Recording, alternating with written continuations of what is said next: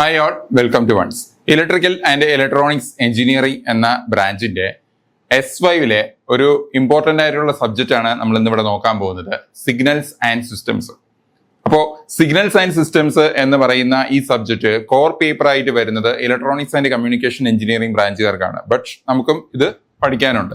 Okay, അത് electronics and communication എഞ്ചിനീയറിംഗിലുള്ളത് അവരുടെ, അതായത് EC ബ്രാഞ്ചിലുള്ളവർ പഠിക്കുന്നതിന്റെ അത്രയും ഡീപ്പ് ആൻഡ് ഡെപ്ത് ആയിട്ട് നമുക്ക് ഇത്രയും പഠിക്കേണ്ട ആവശ്യം വരുന്നില്ല. ബട്ട് നമുക്ക് അതിന്റെ ബേസിക്സ് ആയിട്ടുള്ള കാര്യങ്ങളും സിമ്പിൾ ആയിട്ടുള്ള കുറച്ച് പ്രോബ്ലംസും ഒക്കെയാണ് നമുക്ക് പഠിക്കാനുള്ളത്. ഓക്കെ, അപ്പോൾ നമുക്കറിയാവുന്നത് പോലെ തന്നെ എല്ലാ സബ്ജക്റ്റും പോലെ ഇതിന് എത്ര മോഡ്യൂളുണ്ട്? 4 മോഡ്യൂളുണ്ട്. സോ അതിന്റെ ഫസ്റ്റ് മോഡ്യൂളിലെ ഒരു ഇമ്പോർട്ടന്റ് ടോപ്പിക്കുമായിട്ടാണ് നമ്മൾ ഇന്ന് നോക്കാൻ പോകുന്നത്, ഇൻട്രൊഡക്ഷൻ ടു സിഗ്നൽസ്. സിഗ്നൽസിന്റെ ഇൻട്രൊഡക്ടറി പാർട്ട് എന്താണ് സിഗ്നൽ, എന്തിനാണ് സിഗ്നൽ എന്നുള്ള കാര്യങ്ങളാണ് നമ്മൾ പറയുന്നത്. ഈ സബ്ജക്റ്റിന്റെ കോഴ്സ് കോഡ് എന്ന് പറയുന്നത് PCEET 503 ആണ്. അതുപോലെ ഇത് ക്യാരി ചെയ്യുന്ന ക്രെഡിറ്റ് എത്രയാണ്? 3 ആണ്. അപ്പോ സിഗ്നൽസ് ആൻഡ് സിസ്റ്റംസ് എന്നാണ് സബ്ജക്റ്റിന്റെ പേര്. ആദ്യം എന്താണ് നമ്മൾ ഇവിടെ ഉദ്ദേശിക്കുന്നത്, സിഗ്നൽ എന്താണ് എന്നുള്ള കാര്യം പറയാനും സിഗ്നൽ ഏതെല്ലാം രീതിയിൽ ക്ലാസിഫൈ ചെയ്തിരിക്കുന്നു എന്നുള്ളതിനെ കുറിച്ചുള്ള ഒരു ബ്രീഫ് ആയിട്ടുള്ള ഒരു ഇൻട്രൊഡക്ഷൻ പാർട്ടാണ് ഇവിടെ നമ്മൾ ഉദ്ദേശിക്കുന്നത്.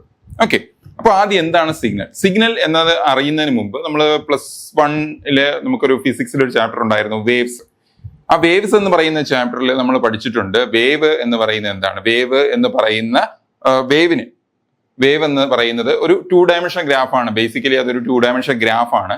ആ ഗ്രാഫ് റെപ്രസെന്റ് ചെയ്യുന്നത് ഫിസിക്കൽ പാരാമീറ്റേഴ്സ് ആയ ടെമ്പറേച്ചർ, പ്രഷർ, ഹ്യൂമിഡിറ്റി, എന്ത് ഫിസിക്കൽ പാരാമീറ്റേഴ്സും നമ്മളൊരു ഗ്രാഫിൽ റെപ്രസെന്റ് ചെയ്യാനാണ് നമ്മൾ ശ്രമിക്കുന്നത്. ഗ്രാഫിൽ റെപ്രസെന്റ് ചെയ്താലുള്ള പ്രത്യേകത എന്താണ്? ഈ ഒരു സ്പെസിഫൈഡ് ടൈമിൽ ഇത്രയാണ് അതിന്റെ വാല്യൂ. ടെമ്പറേച്ചർ ആണെങ്കിൽ, അല്ലെങ്കിൽ പ്രഷർ ആണെങ്കിൽ, അല്ലെങ്കിൽ ഹ്യൂമിഡിറ്റി ആണെങ്കിൽ എക്സ് ആക്സിൽ നമ്മൾ ടൈം എടുക്കുകയാണ്. അതിന് കറസ്പോണ്ടിങ് ആയിട്ടുള്ള Y ആക്സിനനുസരിച്ച് നമ്മൾ അതിന്റെ വാല്യൂ എടുക്കുന്നതിനനുസരിച്ച് നമുക്ക് എന്ത് ചെയ്യപ്പെടേണ്ടി വരും? നമുക്ക് കമ്പയർ ചെയ്യാൻ പറ്റും. ഈ ഒരു സ്പെസിഫൈഡ് ടൈമിൽ ഇത്രയാണ് അതിന്റെ വാല്യൂ, ഈ ഒരു സ്പെസിഫൈഡ് ടൈമിൽ ഇത്രയാണ് അതിന്റെ വാല്യൂ എന്ന രീതിയിൽ നമുക്കത് കമ്പയർ ചെയ്യാൻ നമുക്ക് പറ്റും. ഓക്കെ അല്ലേ? അപ്പൊ അങ്ങനെ ഒരു ഗ്രാഫിക്കൽ റെപ്രസെന്റേഷൻ കൊണ്ട് നമ്മൾ എയിം ചെയ്യുന്നത്, അതിന് കുറച്ച് അഡ്വാൻറ്റേജസ് ഉണ്ട്. നമുക്കത് എന്താ പറയുക, പ്രോപ്പറായിട്ട് അനലൈസ് ചെയ്യാൻ വളരെ എളുപ്പമായിരിക്കും. നമുക്കൊരു ഗ്രാഫ് കണ്ടു കഴിഞ്ഞാൽ തന്നെ നമുക്കത് എന്ത് ചെയ്യാം, പ്രോപ്പറായിട്ട് അനലൈസ് ചെയ്യാൻ നമുക്ക് എളുപ്പമുള്ള ഒരു കാര്യമായിരിക്കും. അതാണ് നമ്മൾ ഗ്രാഫിക്കൽ റെപ്രസെന്റേഷൻ കൊണ്ട് മെയിൻ ആയിട്ട് എയിം ചെയ്യുന്നത്. അപ്പോൾ എന്താണ് സിഗ്നൽ? സിഗ്നൽ എന്ന് പറയുന്നത് നമുക്ക് നോക്കാം, അതിന്റെ ഡെഫിനിഷൻ ആദ്യം നമുക്ക് നോക്കാം. Okay, A signal may be defined as A wave that represents any physical quantity that varies with the time such as temperature, pressure, etc. എന്ന് വെച്ച് കഴിഞ്ഞാൽ ഫിസിക്കൽ പാരാമീറ്റേഴ്സ് എന്ത് വേണമെങ്കിലും വരാം. ടെമ്പറേച്ചർ, പ്രഷർ എന്ന് പറയുന്നത് ഓരോ ഫിസിക്കൽ പാരാമീറ്റേഴ്സ് ആണ്. അത് തന്നെ വേണമെന്നില്ല. ഹ്യൂമിഡിറ്റി അതൊരു ഫിസിക്കൽ പാരാമീറ്റർ ആണ്. അതേപോലെ വേറെ ഹീറ്റ്, അങ്ങനെയുള്ള ഒരുപാട് ഫിസിക്കൽ പാരാമീറ്റേഴ്സ് ഉണ്ട്. അപ്പോൾ ഈ ഓരോ ഫിസിക്കൽ പാരാമീറ്റേഴ്സിനെ നമ്മൾ റെപ്രസെന്റ് ചെയ്യാൻ വേണ്ടിയാണ് നമ്മൾ എന്ത് യൂസ് ചെയ്യുന്നത്? സിഗ്നൽസ് യൂസ് ചെയ്യുന്നത്. സിഗ്നൽ എന്ന് പറയുന്നത് ബേസിക്കലി ഒരു 2 ഡയമെൻഷൻ ഗ്രാഫ് ആണെന്ന് ഞാൻ പറഞ്ഞു. 2 ഡയമെൻഷൻ ഗ്രാഫ് എന്ന് പറയുമ്പോൾ സ്വാഭാവികമായിട്ട് അതിന് എന്തൊക്കെ ഉണ്ടാവും? ഒരു എക്സ് ആക്സിസ് കമ്പോണന്റ് ഉണ്ടാവും. സോ അതേപോലെ തന്നെ അതിന് ഒരു Y ആക്സിസ് കമ്പോണന്റ് ഉണ്ടാവും. എക്സ് ആക്സിസ് കമ്പോണന്റിൽ നമ്മൾ റെപ്രസെന്റ് ചെയ്യുന്നത് ടൈമിനെയും ടൈം വാല്യൂസ് ആയിരിക്കും. 0, 1, 2, 3 എക്സെട്ര അപ് ടു ആ രീതിയിലാണ് റെപ്രസെന്റ് ചെയ്യുന്നത്. അതുപോലെ നെഗറ്റീവ് ടൈം ഡ്യൂറേഷൻ. Y ആക്സിൽ നമ്മൾ റെപ്രസെന്റ് ചെയ്യുന്നത് അതിന്റെ കറസ്പോണ്ടിങ് ആയിട്ടുള്ള വാല്യൂ. ഇതിനെ നമ്മൾ സിഗ്നൽ വൈസ് റെപ്രസെന്റ് ചെയ്യുമ്പോൾ എക്സ് ആക്സിലെ ടൈമും Y ആക്സിൽ അതിന്റെ കറസ്പോണ്ടിങ് ആംപ്ലിറ്റ്യൂഡ് എന്നാണ് പറയുന്നത്. ആംപ്ലിറ്റ്യൂഡ് ഇതൊരു വേവ് ആണ്. ഓക്കെ, അത് ടൈമിനനുസരിച്ച് വാല്യൂ വരുന്നതിനനുസരിച്ച് ആംപ്ലിറ്റ്യൂഡിന് വരുന്ന ചേഞ്ച് എന്താണ് എന്നതിനനുസരിച്ച് നമ്മൾ ഗ്രാഫിൽ പ്ലോട്ട് ചെയ്യുന്നത് പോലെ തന്നെ കുറെ ഡോട്ടഡ് പോയിന്റ്സ് ആയിട്ട് എടുക്കാം. ആ പോയിന്റ്സിനെല്ലാം എന്ത് ചെയ്യുക, ജോയിൻ ചെയ്താണ് നമ്മൾ ഗ്രാഫ് ഷീറ്റിൽ അല്ലെങ്കിൽ ഗ്രാഫിൽ നമ്മൾ വരയ്ക്കുന്നത്. അപ്പൊ അങ്ങനെയാണ് നമ്മൾ സിഗ്നൽ എന്നതുകൊണ്ട് ഉദ്ദേശിക്കുന്നത്. ഇനി നമുക്ക് സിഗ്നൽ എന്താണെന്ന് നമ്മൾ അറിഞ്ഞിരുന്നാൽ മതി. ഇതൊന്നും എക്സാം ഓറിയന്റഡ് ചോദിക്കുന്ന ക്വസ്റ്റ്യൻസ് ഒന്നുമല്ല. സിഗ്നൽ, ഡിഫൈൻ സിഗ്നൽ, അങ്ങനെയൊന്നുമല്ല. നമുക്ക് ക്ലാസിഫിക്കേഷൻ ഓഫ് സിഗ്നൽസ്, സിഗ്നലിനെ ഏതെല്ലാം രീതിയിൽ ക്ലാസിഫൈ ചെയ്തിട്ടുണ്ട്, ഏതെല്ലാം ടൈപ്പ് ഓഫ് സിഗ്നൽസ് ഉണ്ട് എന്നതിനെ കുറിച്ചാണ് നമുക്കിനി അറിയേണ്ടത്. സിഗ്നൽസിന്റെ ക്ലാസിഫിക്കേഷൻസ് എന്ന് പറയുന്നത്, 1 continuous and discrete, 2 deterministic and random, 3 periodic and aperiodic, 4 even and odd, 5 energy and power. ഇങ്ങനെ 5 തരത്തിലുള്ള ക്ലാസിഫിക്കേഷൻസ് ഉണ്ട്. ഏതൊക്കെയാണ്? കണ്ടിന്യൂസ് ഓർ ഡിസ്ക്രീറ്റ് അല്ലെങ്കിൽ continuous and discrete, deterministic and random, periodic and aperiodic, even and odd, energy and power. ഇത് ഓരോന്നും എന്താണ്, ഇത് എന്തിനാണ് യൂസ് ചെയ്യുന്നത്, എങ്ങനെയാണ് ഇതിന്റെ കൺസെപ്റ്റ് എന്താണ് എന്നുള്ള കാര്യം ഡീറ്റെയിൽ ആയിട്ട് നമ്മൾ മനസ്സിലാക്കണം. ആദ്യത്തെ ക്ലാസിഫിക്കേഷനിലേക്ക് പോകാം, കണ്ടിന്യൂസ് ആൻഡ് ഡിസ്ക്രീറ്റ്. നോക്കാം എന്താണ് കണ്ടിന്യൂസ്, എന്താണ് discrete. A signal that represents in time domain. എല്ലാ സിഗ്നലും ടൈം ഡൊമൈനിലാണ് റെപ്രസെന്റ് ചെയ്യുന്നത്. നമുക്ക് ബേസിക് സിഗ്നൽസിനെല്ലാം ടൈം ഡൊമൈനിലാണ് റെപ്രസെന്റ് ചെയ്യുന്നത്. ടൈം ഡൊമൈൻ അല്ലാത്ത റെപ്രസെന്റേഷൻ ഒക്കെ ഉണ്ട്, ഫ്രീക്വൻസി ഡൊമൈൻ. അത് നമുക്ക് വരുന്ന മോഡ്യൂളുകളിലേക്ക് നമുക്ക് പഠിക്കാനുള്ള കാര്യമാണ്. ഓക്കെ, സ്റ്റാർട്ടിങ്ങിൽ നമുക്ക് ടൈം ഡൊമൈനിലുള്ള റെപ്രസെന്റേഷൻസിനെ കുറിച്ചാണ് പഠിക്കാനുള്ളത്. A signal that represents in time domain. എന്താണ് ഈ ടൈം ഡൊമൈൻ എന്നുകൊണ്ട് ഉദ്ദേശിക്കുന്നത്? ടൈം ഡൊമൈൻ എന്നുകൊണ്ട് ഉദ്ദേശിക്കുന്നത് ടൈമിന്റെ വാല്യൂവിനനുസരിച്ച് നമ്മുടെ അതിന്റെ ആംപ്ലിറ്റ്യൂഡ് വാല്യൂസ് മെഷർ ചെയ്തിട്ടാണ് നമ്മൾ ഗ്രാഫ് പ്ലോട്ട് ചെയ്യുന്നത്. ടൈമിന്റെ വാല്യൂ ടൈമിനനുസരിച്ച് 0യിൽ എന്താണ് ആംപ്ലിറ്റ്യൂഡ്, 1ൽ എന്താണ് ആംപ്ലിറ്റ്യൂഡ്, 2ൽ എന്താണ് ആംപ്ലിറ്റ്യൂഡ്. ഓക്കെ, അപ്പോൾ ആ രീതിയിൽ റെപ്രസെന്റ് ചെയ്യാൻ വേണ്ടിയാണ് നമ്മൾ എന്ത് യൂസ് ചെയ്യുന്നത്? ഈ പറയുന്ന ടൈം ഡൊമൈൻ എന്നുകൊണ്ട് ഉദ്ദേശിക്കുന്നത് ടൈമിനനുസരിച്ച്. ടൈം ഡൊമൈൻ എന്ന് പറയുന്നത് എക്സ് ആക്സിൽ ടൈം ആണ് നമ്മൾ പ്ലോട്ട് ചെയ്യുന്നത്. Okay, that varies continuous in time with continuous in amplitude. അത് വളരെ ഇമ്പോർട്ടന്റ് ആണ്. ടൈമും കണ്ടിന്യൂസ് ആയിരിക്കും, ആൾസോ ആംപ്ലിറ്റ്യൂഡും കണ്ടിന്യൂസ് ആയിരിക്കും. അത്തരത്തിലുള്ള സിഗ്നൽസിനെയാണ് നമ്മൾ എന്ത് പറയുന്നത്? കണ്ടിന്യൂസ് ടൈം സിഗ്നൽസ് എന്ന് പറയുന്നത്. Continuous in time, also continuous in amplitude. അതിന് പറയുന്നതാണ് എന്ത്? Continuous time signals. എന്താണ് സാധനം എന്ന് നമുക്ക് നോക്കാം. അതായത് ഞാൻ പറഞ്ഞു എക്സ് ആക്സിൽ ടൈം ആണ്, വൈ ആക്സിൽ അതിന്റെ ആംപ്ലിറ്റ്യൂഡ് ആണ് റെപ്രസെന്റ് ചെയ്യുന്നതെന്ന് പറഞ്ഞു. ടൈം ആംപ്ലിറ്റ്യൂഡ് നമ്മൾ റെപ്രസെന്റ് ചെയ്യുന്നത് ടി ആണ്. എക്സ് ആക്സിൽ ടൈം ആണ്, ആംപ്ലിറ്റ്യൂഡ് എന്ന് പറയുന്നത് ടൈമിന്റെ ഒരു സ്പെസിഫൈഡ് ഫംഗ്ഷൻ അനുസരിച്ചായിരിക്കും വരിക. ഞാൻ അതിനെ എക്സ് ഓഫ് ടി എന്ന് റെപ്രസെന്റ് ചെയ്യുന്നു. എന്നിട്ട് ഞാനൊരു സിഗ്നൽ പ്ലോട്ട് ചെയ്യുകയാണ്, സംതിങ് ലൈക്ക് ദിസ്. ഓക്കെ, അപ്പോ ഇവിടെ 0 എന്ന് പറയുന്ന പോയിന്റ് ആണെന്ന് അറിയാം. ഇതെന്താണ്? 1 ആണെന്ന് ഞാൻ എടുത്തു. ഇത് 2 ആണ്, ഇത് 3 ആണ്, ദിസ് 1 4 ആണ്. നമ്മൾ സാധാരണ ഗ്രാഫ് വരയ്ക്കുന്ന സമയത്ത് ഈ രീതിയിലാണല്ലോ. ഇനി എന്റെ ചോദ്യം എന്ന് പറയുന്നത് 0ക്കും 1നും ഇടയിൽ എത്ര ആയിട്ട് നമുക്ക് ഡിവൈഡ് ചെയ്യാം? ഒരു ഗ്രാഫിന്റെ ഒരു ഫുൾ സ്കെയിലിൽ നമുക്ക് എത്ര ഡിവൈഡ് ചെയ്യാൻ പറ്റും? എത്രയായിട്ട് ഡിവൈഡ് ചെയ്യാൻ പറ്റും? 10 ഡിവിഷൻസ് നമുക്ക് എടുക്കാൻ പറ്റും. ഓക്കെ, 1 2 ആ രീതിയിൽ 10 ഡിവിഷൻസ് നമുക്ക് എടുക്കാൻ പറ്റും. ഈ ഓരോ ഡിവിഷൻസിനെയും നമ്മൾ എന്താ പറയുന്നത്? 0.1, 0.2, 0.3, 0.4 അങ്ങനെയല്ലേ പറയുന്നത്. ഓക്കെ, അപ്പോ ഇത് 0.1 ആണ് ആദ്യത്തേത്. ഓക്കെ, ഇനി എന്റെ ചോദ്യം, ഈ 0ക്കും 0.1നും ഇടയിൽ വീണ്ടും എനിക്ക് 10 ഡിവിഷൻസ് ആയിട്ട് എടുക്കാൻ പറ്റും, ശരിയല്ലേ? 0ക്കും 0.1നും ഇടയിൽ വീണ്ടും എനിക്ക് 10 ഡിവിഷൻസ് ഫോം ചെയ്യാൻ പറ്റും. അതെന്ത്? ഓരോന്നും എന്താണ്? 0.01, 0.02, 0.03 ആ രീതിയിലായിരിക്കും. ഇനി 0ക്കും 0.01നും ഇടയിൽ വീണ്ടും 10 ആയിട്ട് എടുക്കുക. അപ്പോൾ ഇങ്ങനെ എത്രത്തോളം ചെറുതാക്കാൻ പറ്റും? എത്ര വേണമെങ്കിലും ചെറുതാക്കാം. അതിനൊരു ലിമിറ്റ് ഉണ്ടോ? ഇല്ല. അത് ഇൻഫിനിറ്റി റേഞ്ച് വരെ നമുക്ക് എന്ത് ചെയ്യാൻ പറ്റും? അതിനെ നമുക്ക് റെഡ്യൂസ് ചെയ്യാൻ പറ്റും. എത്രത്തോളം വേണമെങ്കിലും നമുക്ക് അതിനെ ചെറുതാക്കാൻ പറ്റും.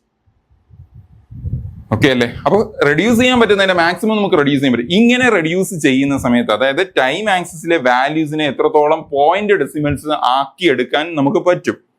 അങ്ങനെ ആക്കിയെടുക്കുന്ന സമയത്തും നമുക്ക് ഓരോരോ ആംപ്ലിറ്റ്യൂഡ് വാല്യൂസ് ഇവിടെ നമുക്ക് കിട്ടുന്നുണ്ട്. കാരണം 0.3ൽ ഒരു ആംപ്ലിറ്റ്യൂഡ് ഉണ്ട്, 0.5ൽ ആംപ്ലിറ്റ്യൂഡ് ഉണ്ട്, 0.05ൽ ഒരു ആംപ്ലിറ്റ്യൂഡ് ഉണ്ട്. അപ്പൊ ഏത് ചെറിയ മൈന്യൂട്ട് ഇൻസ്റ്റന്റ് ഓഫ് ടൈം എടുത്താലും നമുക്ക് ഇവിടെ ഓരോ ആംപ്ലിറ്റ്യൂഡ് വാല്യൂസ് സെലക്ട് ചെയ്തെടുക്കാൻ പറ്റും, അല്ലെ? ഏതൊരു ചെറിയ മൈന്യൂട്ട് ഇൻസ്റ്റന്റ് ഓഫ് ടൈം നമ്മൾ എടുത്താലും അവിടെ ഓരോ ആംപ്ലിറ്റ്യൂഡ് എന്നല്ല, സെയിം ആംപ്ലിറ്റ്യൂഡ് തന്നെ ആവാതിരിക്കാം. ഏതൊരു ചെറിയ മൈന്യൂട്ട് ഇൻസ്റ്റന്റ് ഓഫ് ടൈമിലും 0.05ൽ എനിക്കൊരു ആംപ്ലിറ്റ്യൂഡ് വാല്യൂ ഇവിടെ എടുക്കാൻ പറ്റുന്നുണ്ട്, 0.03ൽ എടുക്കാൻ പറ്റുന്നുണ്ട്, 0.51ൽ എടുക്കാൻ പറ്റുന്നുണ്ട്, 1.3ൽ എടുക്കാൻ പറ്റുന്നുണ്ട്, 1.05ൽ എടുക്കാൻ പറ്റുന്നുണ്ട്. അപ്പൊ ഏതൊരു ചെറിയ മൈന്യൂട്ട് ഇൻസ്റ്റന്റ് ഓഫ് ടൈം നമ്മൾ സെലക്ട് ചെയ്താലും അവിടെ എല്ലായിടത്തും എനിക്കൊരു ആംപ്ലിറ്റ്യൂഡ് വാല്യൂ സെലക്ട് ചെയ്യാൻ പറ്റുന്ന, മീൻസ് ഒബ്റ്റെയിൻ ചെയ്യുന്നുണ്ടെങ്കിൽ അല്ലെങ്കിൽ നമുക്ക് കിട്ടുന്നുണ്ടെങ്കിൽ അത്തരം സിഗ്നൽസിനെയാണ് എന്ത് പറയുന്നത്? കണ്ടിന്യൂസ് ടൈം സിഗ്നൽസ് എന്ന് പറയുന്നത്, അല്ലെ? അപ്പൊ എന്താണ് ഡിസ്ക്രീറ്റ്? അതും കൂടി ആകുമ്പോഴാണ് അതിന്റെ കുറച്ചുകൂടെ ക്ലാരിറ്റി ആയിട്ട് മനസ്സിലാകുന്നത് സിഗ്നലിന്റെ ക്ലാസിഫിക്കേഷൻ. ഡിസ്ക്രീറ്റ് എന്ന് പറയുന്നത് 0 എന്ന് പറയുന്ന പോയിന്റ്, ഇത് 1, ഇത് 2, ഇത് 3, 4 ഇങ്ങനെ പൊക്കോണ്ടിരിക്കുകയാണ്. 0ൽ എനിക്കൊരു ആംപ്ലിറ്റ്യൂഡ് വാല്യൂ ഉണ്ട്, 1ൽ എനിക്കൊരു ആംപ്ലിറ്റ്യൂഡ് വാല്യൂ ഉണ്ട്, 2ൽ ഒരെണ്ണം ഉണ്ട്, 3ൽ വേറൊരു ആംപ്ലിറ്റ്യൂഡ് ഉണ്ട്, 4ൽ ഒരു ആംപ്ലിറ്റ്യൂഡ് ഉണ്ട്. അതായത് 0, 1, 2, 3, 4, 5 ആ രീതിയിലായിരിക്കും ഇതിന്റെ ആംപ്ലിറ്റ്യൂഡ്സ് വരുന്നത്. ഇവിടെ 0.1 എന്നോ 0.05 എന്നോ 1.3 എന്നോ 1.6 എന്നോ അങ്ങനെയുള്ള പോയിന്റ്സ് ഒന്നും എവിടെ എക്സിസ്റ്റ് ചെയ്യുന്നില്ല? ഡിസ്ക്രീറ്റിൽ എക്സിസ്റ്റ് ചെയ്യുന്നില്ല. അപ്പൊ ഡിസ്ക്രീറ്റ് വരുന്ന സിഗ്നൽസിനെ റെപ്രസെന്റ് ചെയ്യുന്ന നൊട്ടേഷൻ എന്ന് പറയുന്നത് എക്സ് ആക്സിൽ ടൈം തന്നെയാണ്. ആ ടൈമിനെ നൊട്ടേറ്റ് ചെയ്യുന്ന എന്ത് വെച്ചിട്ടാണ്? n വെച്ചിട്ടാണ്. അതേപോലെ തന്നെ അതിന്റെ കറസ്പോണ്ടിങ് ആംപ്ലിറ്റ്യൂഡ് റെപ്രസെന്റ് ചെയ്യുന്നത് എക്സ് ഓഫ് n എന്നാണ്.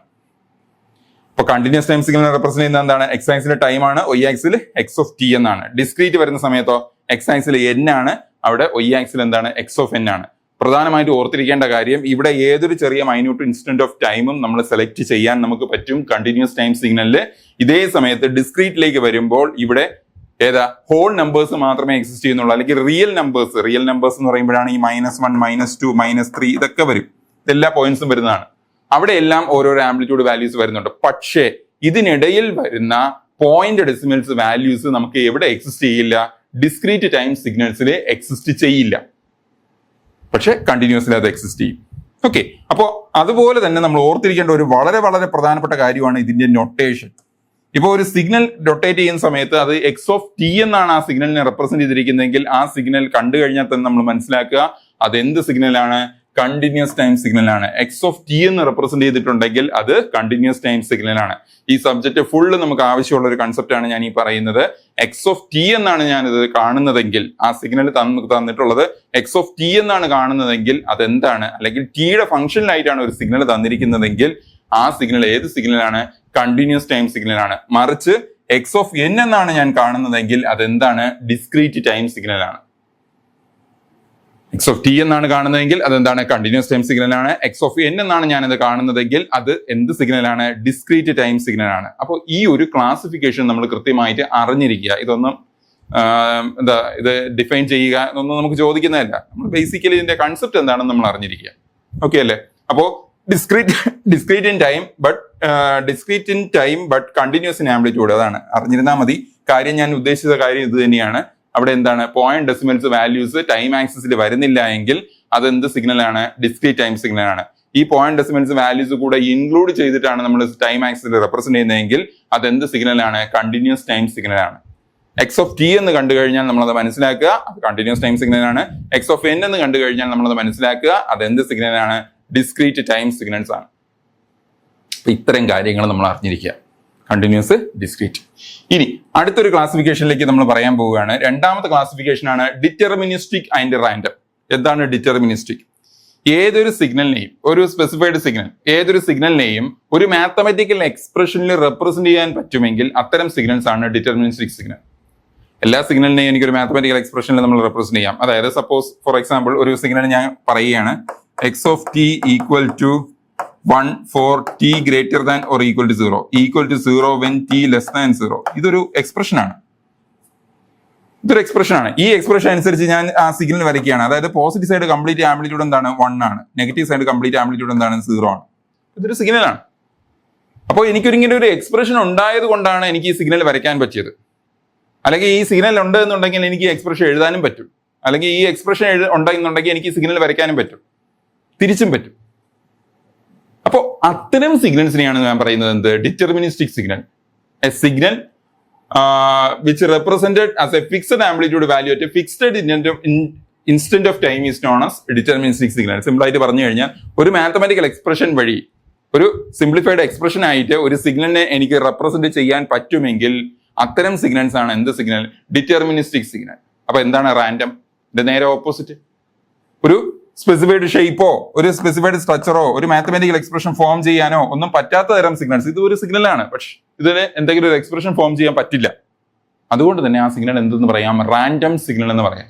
ജസ്റ്റ് അറിഞ്ഞിരുന്നാൽ മതി. ഡിറ്റർമിനിസ്റ്റിക് എന്ന് പറഞ്ഞാൽ മാത്തമാറ്റിക്കൽ എക്സ്പ്രഷൻ ഉണ്ടാകുന്നതാണ് ഡിറ്റർമിനിസ്റ്റിക്. അങ്ങനെ ഒരു എക്സ്പ്രഷൻ ഒന്നും പറയാൻ പറ്റാത്ത തരം സിഗ്നലാണ് റാൻഡം.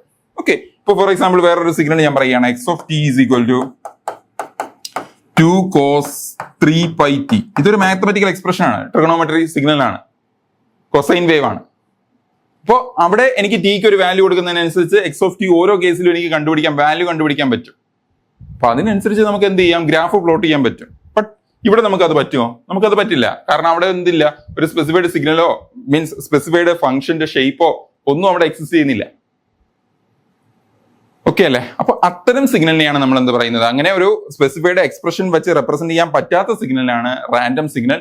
ഒരു സ്പെസിഫൈഡ് മാത്തമാറ്റിക്കൽ എക്സ്പ്രഷൻ അനുസരിച്ച് നമ്മൾ പ്ലോട്ട് ചെയ്യുന്ന സിഗ്നലാണ് എന്ത്? Deterministic signal. ഇത് ജസ്റ്റ് അറിഞ്ഞിരുന്നാൽ മതി. ഇത് ഇതിന്റെ ഡെഫിനിഷൻ ആയിട്ടൊന്നും നമ്മൾ അറിഞ്ഞിരിക്കേണ്ട, കാര്യം അറിഞ്ഞിരുന്നാൽ മതി. ഡിറ്റർമിനിസ്റ്റിക് എന്താണ്, റാൻഡം എന്താണെന്ന്. ദെൻ അടുത്ത ഒരു ക്ലാസിഫിക്കേഷൻ ആണ് പീരിയോഡിക് അഥവാ അപീരിയോഡിക്. വളരെ ഇമ്പോർട്ടന്റ് ആണ് പീരിയോഡിക്, അപീരിയോഡിക്. നമ്മൾ പഠിച്ചിട്ടുണ്ട് പീരിയോഡിക് സിഗ്നൽ, ഒരു സിഗ്നലിന്റെ ടൈം പീരീഡ്, പീരിയോഡിക് എന്നുള്ള കാര്യങ്ങളെല്ലാം വേവ്സ് എന്ന് പറയുന്ന ചാപ്റ്ററിൽ നമ്മൾ പഠിക്കുന്നുണ്ട്. സിമ്പിളായി പറഞ്ഞു കഴിഞ്ഞാൽ പീരിയോഡിക് സിഗ്നൽ എന്ന് പറയുന്നത് A signal which repeats itself over a particular interval of time. ഒരു സ്പെസിഫൈഡ് ഇന്റർവൽ ഓഫ് ടൈമിനനുസരിച്ച് ആ സിഗ്നൽ റിപ്പീറ്റ് ചെയ്ത് വരികയാണെങ്കിൽ അത്തരം സിഗ്നൽസിനെ ഞാൻ പറയുന്ന പേരാണ് എന്ത് signal? Periodic signal. A signal which repeats itself over A particular interval of time is known as periodic signal. അങ്ങനെ അല്ലാത്തവയാണ് അപീരിയോഡിക് സിഗ്നൽ. നമുക്ക് എന്താണ് സാധനം നോക്കാം.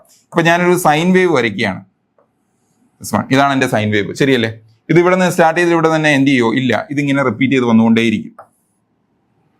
അപ്പൊ എന്റെ ചോദ്യം ഇതാണ്, ഇത് തൊട്ട് ഇതുവരെയുള്ള അതേ പാർട്ട് തന്നെയാണ് ഇവിടം മുതൽ ഇവിടം വരെ വരുന്നത്. ഇത് സപ്പോസ് 10 സെക്കൻഡാണ് എന്റെ ഡ്യൂറേഷൻ എങ്കിൽ ഇത് നിർബന്ധമായിട്ട് എന്തായിരിക്കും? 10 സെക്കൻഡ് ആയിരിക്കും. ഇനി അങ്ങോട്ടുള്ള ഏത് ഡ്യൂറേഷൻ വന്നു കഴിഞ്ഞാലും പോസിറ്റീവ് സൈഡ് തന്നെ വരണമെന്നില്ല, നെഗറ്റീവ് സൈഡും അതേപോലെ തന്നെ ഈ രീതിയിൽ ഷേപ്പ് വന്നുകൊണ്ടിരിക്കും. ഓക്കെ, ഇവിടെയും 10 സെക്കൻഡ് ഇതിന്റെ ഡ്യൂറേഷൻ തന്നെയായിരിക്കും, കോൺസ്റ്റന്റ് ഡ്യൂറേഷൻ തന്നെയായിരിക്കും നമുക്ക് എക്സിസ്റ്റ് ചെയ്യുന്നത്. അപ്പോൾ ഒരു സ്പെസിഫൈഡ് ഷേപ്പ് തന്നെ റിപ്പീറ്റ് ആയി വന്നുകൊണ്ടിരിക്കുക. അത് എവിടെ മുതൽ എവിടം വരെ? -ഇൻഫിനിറ്റി മുതൽ +ഇൻഫിനിറ്റി വരെ ഇത് പൊക്കോണ്ടിരിക്കും. അപ്പോൾ അത്തരം സിഗ്നൽസിനെയാണ് നമ്മൾ എന്ത് പറയുന്നത്? പീരിയോഡിക് സിഗ്നൽ എന്ന് പറയുന്നത്. ആ ഡ്യൂറേഷൻ സെയിം ആയിരിക്കണം, ആ സിഗ്നലിന്റെ ഷേപ്പും സെയിം ആയിരിക്കണം. ഇത്രയും ഷേപ്പ് തന്നെയാണ് ഇവിടെയും വരുന്നത്. അതിന്റെ ആംപ്ലിറ്റ്യൂഡ്, അതിന്റെ ടൈം പീരീഡ് എല്ലാം സെയിം ആയിരിക്കണം. ഇത് തന്നെയാണ് വീണ്ടും അങ്ങോട്ടായിട്ട് പൊക്കോണ്ടിരിക്കുന്നത്. അതേപോലെ തന്നെ ലെഫ്റ്റ് സൈഡിലോട്ടും വന്നുകൊണ്ടിരിക്കും. അത്തരം സിഗ്നൽസിനെയാണ് ഞാൻ എന്ത് പറയുന്നത്? പീരിയോഡിക് സിഗ്നൽസ് എന്ന് പറയുന്നത്. അങ്ങനെ അല്ലാത്ത സിഗ്നലിനെയാണ് ഞാൻ എന്ത് പറയുക? Non periodic signal. അപ്പൊ പീരിയോഡിക് സിഗ്നൽ എന്ന് പറഞ്ഞാൽ എന്താണ്? A signal which repeats itself over A particular interval of time is known as periodic signal. അങ്ങനെ അല്ലാത്തവ നോൺ പീരിയോഡിക് സിഗ്നൽ. ഇവിടെ മുതലാണ് നമുക്ക് പ്രോബ്ലംസിന്റെ ബേസിക് കൺസെപ്റ്റ് നമ്മൾ സ്റ്റാർട്ട് ചെയ്യുന്നത്. ഓക്കെ, പ്രോബ്ലംസിന്റെ ബേസിക് കൺസെപ്റ്റ് എന്ന് പറയുന്നത് ഒരു സിഗ്നൽ തന്നിട്ട് അത് പീരിയോഡിക് ആണോ അല്ലയോ എന്ന് ചെക്ക് ചെയ്യാൻ ചോദിക്കും. ഒരു സിഗ്നൽ തന്നിട്ട് check whether the signal is periodic or not. ഒരു സിഗ്നൽ തന്നിട്ട് അത് പീരിയോഡിക് ആണോ അല്ലയോ എന്ന് ചെക്ക് ചെയ്യാൻ ചോദിക്കും. അതിന് നമ്മൾ കണ്ടുപിടിക്കേണ്ട മെത്തേഡ് എന്ന് പറയുന്നത് ആദ്യം ആ തന്നിരിക്കുന്ന സ്പെസിഫൈഡ് സിഗ്നലിന്റെ ടൈം പീരീഡ് കാണണം. ആ തന്നിരിക്കുന്ന സ്പെസിഫൈഡ് സിഗ്നലിന്റെ ടൈം പീരീഡ് കാണണം. എന്താണ് ടൈം പീരീഡ്? ടൈം പീരീഡ് എന്ന് വെച്ച് കഴിഞ്ഞാൽ ഒരു ഫ്രീക്വൻസി എന്ന് വെച്ച് കഴിഞ്ഞാൽ എന്താണ്? Number of cycles per second. ഒരു സെക്കൻഡിൽ എത്ര സൈക്കിൾസ് ഫോം ചെയ്യുന്നു അതിനെയാണ് എന്ത് പറയുന്നത്? ഫ്രീക്വൻസി. ആ ഫ്രീക്വൻസിയുടെ റെസിപ്രോക്കൽ ആണ് എന്ത്? Time period. ഇതെല്ലാം നമ്മൾ പഠിച്ചിട്ടുള്ളതാണ്. T = 1/f അല്ലെങ്കിൽ F = 1/t. ഇപ്പൊ ടൈം പീരീഡ് കണ്ടുപിടിക്കാനുള്ള ഫോർമുല എന്ന് പറയുന്നത് ദിസ് വൺ, 2π / ഒമേഗ. T ആണ്, ക്യാപിറ്റൽ T ആണ് ടൈം പീരീഡ് എന്ന് പറയുന്നത്.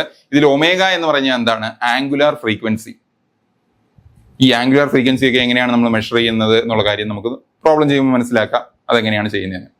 അപ്പോ ടൈം പീരീഡ് ആദ്യം കണ്ടുപിടിക്കുക. ഒരു സിഗ്നൽ പീരിയോഡിക് ആണോ അല്ലയോ എന്ന് ചെക്ക് ചെയ്യാനാണ് ചോദിക്കുന്നതെങ്കിൽ ആദ്യം അതിന്റെ ടൈം പീരീഡ് കാണുക. സോ ടൈം പീരീഡ് കണ്ടുപിടിച്ചു. ഈ ഫോർമുല സബ്സ്റ്റിറ്റ്യൂട്ട് ചെയ്തിട്ട് നമുക്ക് ടൈം പീരീഡ് കണ്ടുപിടിക്കാം. ആ ടൈം പീരീഡ് കണ്ടുപിടിച്ചതിന് ശേഷം ടൈം പീരീഡ് ആയിട്ട് നമുക്ക് കിട്ടുന്ന ഒരു വാല്യൂ, അത് ചിലപ്പോൾ ഒരു റിയൽ നമ്പർ ആയിരിക്കാം, ഫ്രാക്ഷണൽ നമ്പർ ആയിരിക്കാം, എന്ത് വേണമെങ്കിലും ആവാം. ആ കിട്ടുന്ന നമ്പർ, ടൈം പീരീഡ് ആയിട്ട് എനിക്ക് കിട്ടുന്ന വാല്യൂ എന്ന് പറയുന്നത് ഒരു റേഷണൽ നമ്പർ ആണെങ്കിൽ എനിക്ക് എന്ത് പറയേണ്ടി വരും? അതൊരു പീരിയോഡിക് സിഗ്നൽ ആണെന്ന് പറയേണ്ടി വരും. ഇനി അതല്ല, റേഷണൽ അല്ല, ഇറേഷണൽ നമ്പർ ആണ് എനിക്ക് കിട്ടുന്നതെങ്കിൽ അത്തരം സിഗ്നൽസ് എന്ത് പറയേണ്ടി വരും? നോൺ പീരിയോഡിക് സിഗ്നൽ എന്ന് പറയേണ്ടി വരും.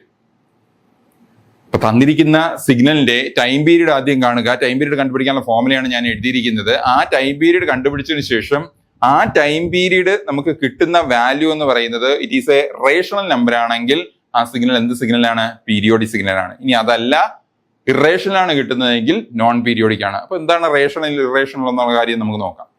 സോ ആദ്യം ഒരു പ്രോബ്ലം ചെയ്ത് നോക്കാം, അപ്പോഴേക്കും നമുക്ക് ആ കൺസെപ്റ്റ് ക്ലിയർ ആവും. Check whether the signal is periodic or not. x of t is equal to cos 4πt. x of t എന്ന് പറയുന്ന സിഗ്നൽ തന്നിരിക്കുന്നു, cos 4πt. x of t എന്ന് തന്നു കഴിഞ്ഞാൽ നമ്മൾ മനസ്സിലാക്കേണ്ട പ്രധാനപ്പെട്ട കാര്യം എന്ന് പറയുന്നത് അതെന്ത് സിഗ്നലാണ്? കണ്ടിന്യൂസ് ടൈം സിഗ്നൽ ആണ്. x of t എന്ന് പറയുന്നത് എന്ത് സിഗ്നലാണ്? കണ്ടിന്യൂസ് ടൈം സിഗ്നൽ ആണ്. സോ ആദ്യം x of t എടുത്തെഴുതുക എന്നുള്ളതാണ് ആദ്യത്തെ ജോലി. x of t is equal to cos 4πt. Okay അല്ലേ?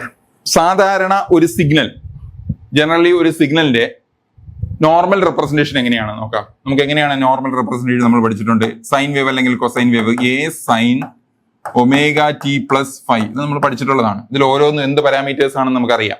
a എന്ന് പറയുന്നത് ആംപ്ലിറ്റ്യൂഡ്, ഒമേഗ എന്ന് പറയുന്നത് എന്താണ്? ആംഗുലാർ ഫ്രീക്വൻസി, φ എന്ന് പറയുന്നത് എന്താണ്? Phase difference. ഓക്കെ, ഇതെല്ലാം ഓരോ എന്താണ് അതിന്റെ പേര് പറയുന്നത്, നമുക്ക് അതിന്റെ പാരാമീറ്റേഴ്സ്, സിഗ്നൽസിന്റെ പാരാമീറ്റേഴ്സ് ആണെന്ന് നമുക്ക് പറയാം. സോ ഇങ്ങനെയുള്ള പാരാമീറ്റേഴ്സിൽ നമുക്ക് വേണ്ടത് എന്ത് കാര്യമാണ്? ഒമേഗയാണ് നമുക്ക് വേണ്ടത്. നമുക്ക് വേറൊന്നും ആവശ്യമില്ല, നമുക്ക് എന്ത് മാത്രം മതി? ഒമേഗ മതി. അത് സൈൻ ആയാലും ശരി, കോസ് ആയാലും ശരി, സ്ട്രക്ചർ എങ്ങനെയാണ്. അപ്പോൾ ഒമേഗയാണ് എനിക്ക് വേണ്ടത്. ആ ഒമേഗ എന്ന് പറയുന്നത് നമുക്ക് തന്നിരിക്കുന്ന സിഗ്നൽസിൽ നിന്ന് നമുക്ക് എങ്ങനെ കണ്ടുപിടിക്കാം? ആ ഒമേഗ എന്ന് പറയുന്നത് നമുക്ക് തന്നിരിക്കുന്ന സിഗ്നൽസിൽ നിന്ന് എങ്ങനെ കണ്ടുപിടിക്കാം എന്ന് വെച്ച് കഴിഞ്ഞാൽ, നമുക്ക് തന്നിരിക്കുന്ന സിഗ്നലിന്റെ ടിയുടെ കോഎഫിഷ്യന്റ് ആയിട്ട് വരുന്നതാണ് ഒമേഗ. സ്മോൾ ടിയുടെ കോഎഫിഷ്യന്റ് ആയിട്ട് വരുന്നതാണ് ഒമേഗ എന്ന് പറയുന്നത്. ടിയുടെ കോഎഫിഷ്യന്റ് ആയിട്ട് വരുന്നതാണ് എന്ത്? ഒമേഗ എന്ന് പറയുന്നത്. ടിയുടെ കോഎഫിഷ്യന്റ് നമുക്ക് ഇവിടെ എന്താണ് വന്നത്? 4π ആണ് വന്നത്. സോ അതിനെ നമ്മൾ ആദ്യം എന്ത് കാണുക? ക്യാപിറ്റൽ ടൈം പീരീഡ് കാണുക. ക്യാപിറ്റൽ ടി എന്ന് പറയുന്നത് ഈക്വൽ ടു എങ്ങനെയാണ് കണ്ടുപിടിക്കുന്നത്? Formula 2π divided by omega. അപ്പോൾ ഒമേഗ എന്ന് പറയുന്നത് ഞാൻ പറഞ്ഞു എന്താണ്? ടിയുടെ കോഎഫിഷ്യന്റ് ആണ്. അപ്പൊ ഇവിടെ ടിയുടെ കോഎഫിഷ്യന്റ് എന്താണ്? 4π ആണ്. So 2π divided by 4π. ആൻസർ എന്ത് കിട്ടും? 1/2. പൈ കട്ടായി പോയി. 2/4 1/2. ഈ കിട്ടിയ 1/2 എന്ന് പറയുന്നത് റേഷണൽ നമ്പർ ആണോ? അപ്പൊ ആദ്യം എന്താണ് റേഷണൽ നമ്പർ എന്ന് നമ്മൾ മനസ്സിലാക്കണം. എന്താണ് rational number? A number which can be represented as p/q form. ഒരു നമ്പറിനെ എനിക്ക് p/q ഫോമിൽ, അതായത് ഒരു ഫ്രാക്ഷണൽ ഫോമിൽ റെപ്രസെന്റ് ചെയ്യാൻ പറ്റുമെങ്കിൽ ആ നമ്പേഴ്സ് എല്ലാം റേഷണൽ നമ്പേഴ്സ് ആണ്. ഒരു നമ്പറിനെ ഒരു ഫ്രാക്ഷണൽ ഫോമിൽ റെപ്രസെന്റ് ചെയ്യാൻ പറ്റുമെങ്കിൽ അതെല്ലാം എന്താണ്? റേഷണൽ നമ്പറാണ്. 1/2 എന്ന് പറയുന്നത് ഒരു ഫ്രാക്ഷണൽ ഫോം ആണല്ലോ, അതുകൊണ്ട് തന്നെ റേഷണൽ നമ്പറാണ്. അപ്പൊ റേഷണൽ നമ്പർ അല്ലാത്തൊരു നമ്പർ നമുക്ക് പറഞ്ഞു നോക്കാം. ഇപ്പോ 5 എന്ന് പറയുന്ന നമ്പർ ഫ്രാക്ഷണൽ ഫോമിൽ റെപ്രസെന്റ് ചെയ്യാൻ പറ്റുമോ? പറ്റും. 5/1. 5നെ നമുക്ക് 5/1 എന്ന് എഴുതിക്കൂടെ? അപ്പൊ അതും എന്താണ്? റേഷണൽ നമ്പറാണ്. അപ്പോൾ നമ്മൾ റേഷണൽ നമ്പർ എന്ന് പറയുന്ന കൺസെപ്റ്റിൽ നിന്ന് വിട്ടുകൊണ്ട് ഇറേഷണൽ നമ്പർ എന്താണെന്ന് നമ്മൾ ആദ്യം മനസ്സിലാക്കുക. അതിൽ നിന്ന് നമുക്ക് റേഷണൽ നമ്പറിന്റെ ഡിഫറൻസ് മനസ്സിലാക്കാം. എന്താണ് ഇറേഷണൽ നമ്പർ? ഇറേഷണൽ നമ്പർ എന്ന് പറയുന്നത് p/q ഫോമിൽ റെപ്രസെന്റ് ചെയ്യാൻ പറ്റാത്ത നമ്പേഴ്സിനെയാണ് ഇറേഷണൽ നമ്പേഴ്സ് എന്ന് പറയുന്നത്. അപ്പൊ അങ്ങനെയുള്ള നമ്പേഴ്സിന്റെ എക്സാമ്പിൾസ് എന്തൊക്കെയാണ്? പൈ എന്ന് പറയുന്നത് ഒരു ഇറേഷണൽ നമ്പറാണ്. പൈ എന്ന് പറയുന്നത് ഇമ്പോർട്ടന്റ് ആയിട്ട് ഓർത്തിരിക്കുക. പൈ എന്ന് പറയുന്നത് ഒരു ഇറേഷണൽ നമ്പറാണ്. കാരണം എന്താ? പൈയുടെ വാല്യൂ എന്ന് പറഞ്ഞാൽ നമ്മൾ സാധാരണ എടുക്കുന്നത് എത്രയാണ്? 3.14 എന്നാണ് എടുക്കുന്നത്. പക്ഷെ എക്സാക്ട്ലി അത് 3.14 ആണോ? അല്ല. അപ്രോക്സിമേറ്റ് വാല്യൂ എന്ന് പറഞ്ഞാണ് നമ്മൾ കാൽക്കുലേഷൻ ഒക്കെ നമ്മൾ ശ്രമിക്കുന്നത്. അല്ലാണ്ട് ഒരിക്കലും പൈയുടെ എക്സാക്ട് വാല്യൂ 3.14 അല്ല. അതേപോലെ തന്നെ ഇറേഷണൽ നമ്പേഴ്സ് എന്ന് പറയുന്നത് പെർഫെക്റ്റ്ലി റൂട്ട്സ് ഇല്ലാത്ത നമ്പേഴ്സ് എല്ലാം ഇറേഷണൽ ആണ്. ഇപ്പൊ √2, √3, √5, √7 ഇതെല്ലാം എന്താണ്? ഇറേഷണൽ നമ്പേഴ്സ് ആണ്. കാരണം ഇതിലൊന്നിനും പെർഫെക്റ്റ്ലി റൂട്ട്സ് അല്ല. √4 അതെന്താണ്? 2 ആണ്. നമുക്കറിയാം അതിന് പെർഫെക്റ്റ്ലി റൂട്ട് ഉണ്ട്. ഇപ്പൊ പെർഫെക്റ്റ്ലി റൂട്ട് ഇല്ലാത്ത അല്ലെങ്കിൽ square root of a specified number exist ചെയ്യാത്ത തരം നമ്പേഴ്സ് എല്ലാം എന്ത് നമ്പേഴ്സ് ആണ്? ഇറേഷണൽ നമ്പേഴ്സ് ആണ്. അപ്പൊ അങ്ങനെയെല്ലാം ഈ ഒരു ഫ്രാക്ഷൻ കണ്ടുപിടിക്കുന്ന സമയത്ത് പൈയുടെ വാല്യൂയോ ഇതുപോലെ പെർഫെക്റ്റ്ലി റൂട്ട്സ് അല്ലാത്ത നമ്പേഴ്സ് എക്സിസ്റ്റ് ചെയ്യുകയോ അങ്ങനത്തെ കേസുകളിലാണ് നമ്മൾ എന്ത് പറയുന്നത്? അതൊരു ഇറേഷണൽ നമ്പർ ആണെന്ന് പറയുന്നത്. ഇറേഷണൽ നമ്പറാണ് എനിക്ക് കിട്ടുന്നതെങ്കിൽ ആ സിഗ്നൽ എന്ത് സിഗ്നലാണ്? നോൺ പീരിയോഡിക് സിഗ്നൽ ആണ്, അല്ലെങ്കിൽ അപീരിയോഡിക് സിഗ്നൽ ആണ്. ഇവിടെ ഇപ്പൊ എന്താണ്? 1/2 ആണ്. So it is A rational number. അതുകൊണ്ട് തന്നെ ഇത് എന്താണ്? Periodic signal. നമുക്ക് കൂടുതൽ പ്രോബ്ലംസ് നമുക്ക് ആപ്പിൽ അവൈലബിൾ ആണ്. അപ്പോൾ ആ ക്ലാസ്സസ് നമ്മൾ കണ്ടു നോക്കി കഴിഞ്ഞാൽ നമുക്ക് മനസ്സിലാകും കുറെ കൂടെ നോൺ പീരിയോഡിക് എങ്ങനെയാണ് വരുന്നത് എന്നുള്ള കാര്യങ്ങളെല്ലാം നമ്മുടെ ക്ലാസ്സസിൽ, കൂടുതൽ ക്ലാസ്സസ് നമ്മുടെ ആപ്പിലെ ക്ലാസ്സസിൽ അവൈലബിൾ ആണ്. തീർച്ചയായും ക്ലാസ് കാണുമ്പോൾ നമുക്ക് അതിന്റെ കൺസെപ്റ്റ് കുറച്ചുകൂടെ ക്ലിയർ ആവും. ഓക്കെ അല്ലേ? അപ്പോൾ അങ്ങനെയാണ് പീരിയോഡിസിറ്റി നമ്മൾ വെരിഫൈ ചെയ്യുന്നത്. ഇനി അടുത്തൊരു ക്ലാസിഫിക്കേഷൻ ആണ് ഈവൻ ആൻഡ് ഓഡ് സിഗ്നൽ. നമ്മൾ സാധാരണ മാത്സിൽ പഠിച്ചിട്ടുണ്ട്. മാത്സിൽ നമ്മൾ S1 മാത്സിൽ ഫൊറിയർ സീരീസിൽ നമ്മൾ പഠിക്കുന്ന ഒരു കാര്യമാണ് functions. Even function and odd function same രീതി തന്നെയാണ്. എന്താണ് even function? f of minus x is equal to f of x ആണെങ്കിൽ, f of minus x is equal to f of x ആണെങ്കിൽ അത്തരം ഫംഗ്ഷൻസിനെയാണ് നമ്മൾ പറയുന്നത് എന്ത് ഫംഗ്ഷൻസ്? ഈവൻ ഫംഗ്ഷൻസ് എന്ന് പറയുന്നത്. f of minus x equal to f of x ആണെങ്കിൽ അത്തരം ഫംഗ്ഷൻസിനെയാണ് ഈവൻ ഫംഗ്ഷൻ എന്ന് പറയുന്നത്. മറിച്ച് f of minus x equal to minus of f of x ആണെങ്കിൽ അത്തരം ഫംഗ്ഷനെയാണ് നമ്മൾ എന്ത് പറയുന്നത്?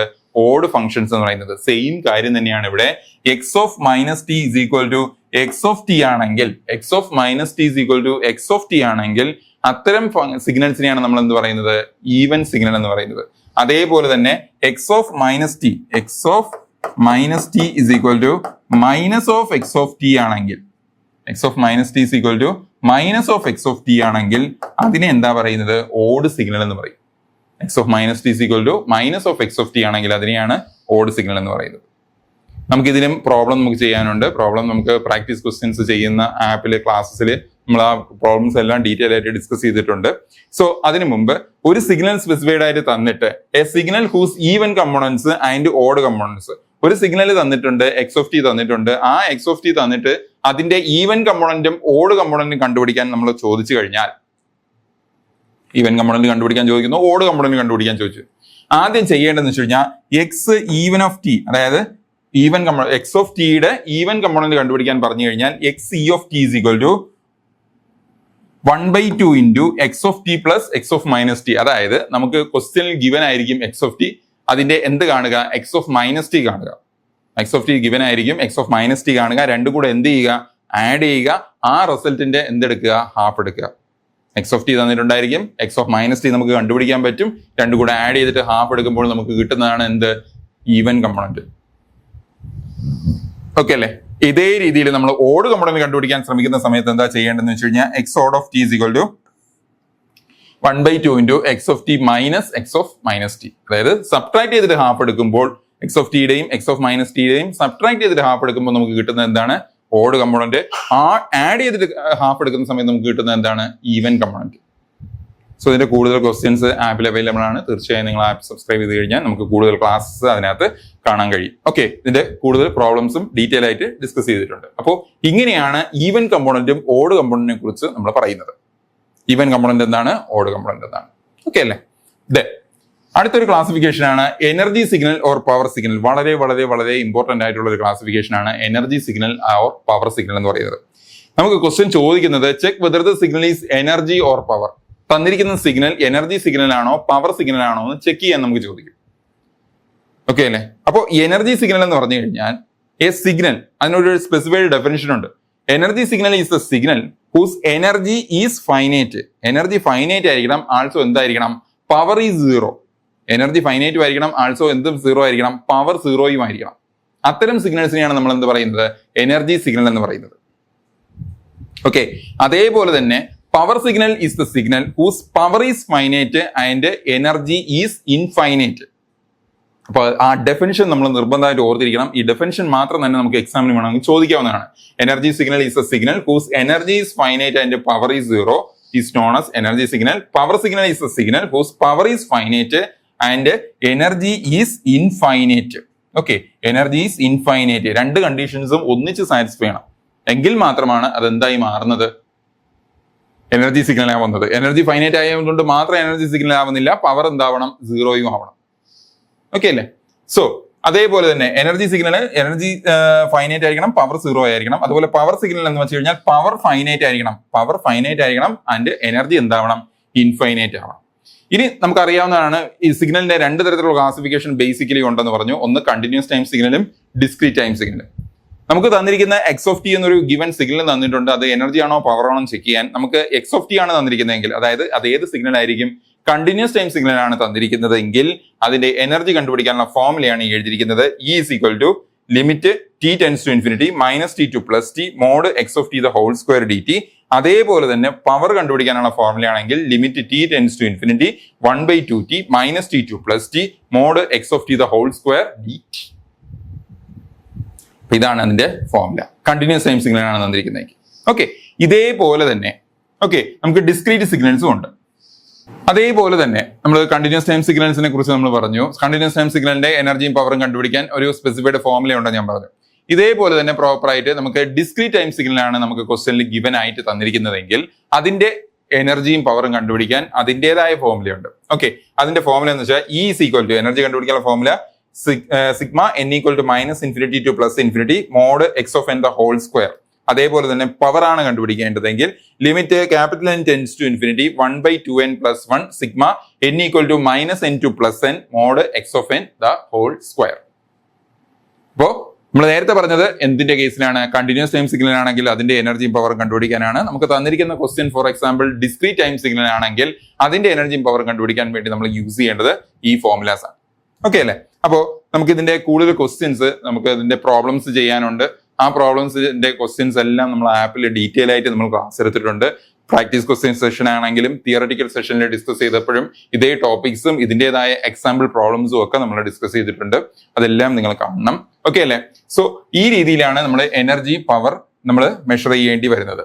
ഓക്കെ, അപ്പോൾ ആ ഒരു എനർജിയും പവർ നമ്മൾ മെഷർ ചെയ്തതിന് ശേഷം നമുക്ക് അതിന്റെ കൺക്ലൂഷൻ പാർട്ടിലേക്ക് നമ്മൾ എനർജി ആണോ സിഗ്നൽ പവർ സിഗ്നൽ ആണോ എന്ന രീതിയിൽ നമുക്ക് അതിന്റെ എനർജിയുടെയും പവറിന്റെയും ഡെഫിനിഷൻ അനുസരിച്ച് നമുക്ക് ആ സ്റ്റേറ്റ്മെന്റ് കൺക്ലൂഡ് ചെയ്യേണ്ടി വരും. ഇപ്പൊ നമ്മളിവിടെ ഡിസ്കസ് ചെയ്തത് ഇൻട്രൊഡക്ഷൻ ടു സിഗ്നൽസ് എന്ന് പറയുന്ന പാർട്ടാണ്. ആ സിഗ്നൽസിന്റെ പാർട്ടിൽ നമ്മൾ എന്ത് ചെയ്തു? ക്ലാസിഫിക്കേഷൻ ഓഫ് സിഗ്നൽസ്, എന്തൊക്കെയാണ് സിഗ്നൽസിനെ ഏതെല്ലാം രീതിയിൽ ക്ലാസിഫൈ ചെയ്തിരിക്കുന്നു എന്നുള്ള കാര്യമാണ്. ഇതിനെക്കുറിച്ചുള്ള ഡീറ്റെയിൽഡ് ക്ലാസ്സസ് നമ്മൾ ആപ്പിൽ അവൈലബിൾ ആണ്. നിങ്ങൾ തീർച്ചയായും ആപ്പ് സബ്സ്ക്രൈബ് ചെയ്യുക. Thank you.